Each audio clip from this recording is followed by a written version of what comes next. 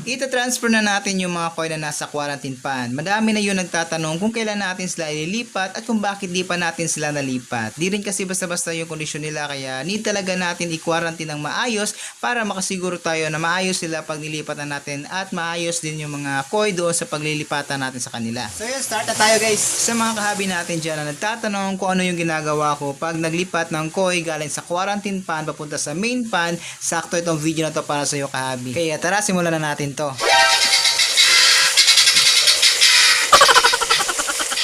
Yo, what's up guys? Another day, another fish video na naman po tayo. At sa video na to, tara samahan nyo ko dahil ililipat natin yung mga koi na nasa quarantine pan papunta dito sa ating main pan. At alam ko ito na yung pinakaintay nyo at pinakaintay natin na makita sila na lumalangoy dito sa ating main pan. So ayun ang pinaantay natin, samahan nyo ko mga kahabi. Tara!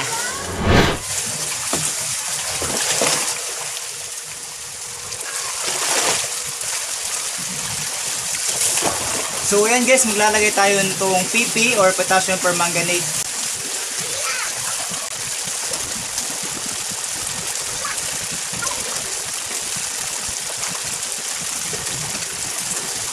So yan mga kahabi, bababad natin sila dito ng mga 30 to 40 seconds lang. So ayan, eto na yung PP bat. Ilak yun din nga, ilak yun siya eh.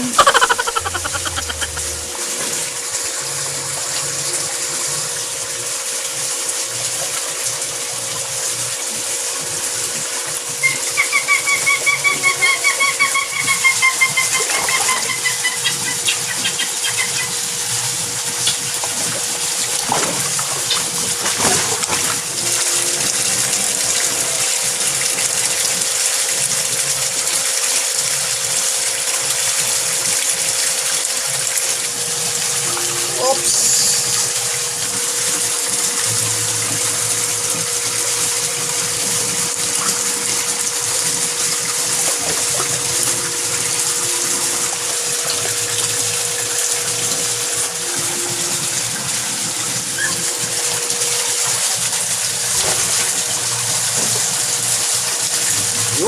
So yan guys, sa-transfer natin yung dalawang coin natin. So ito, pakita ko sa inyo.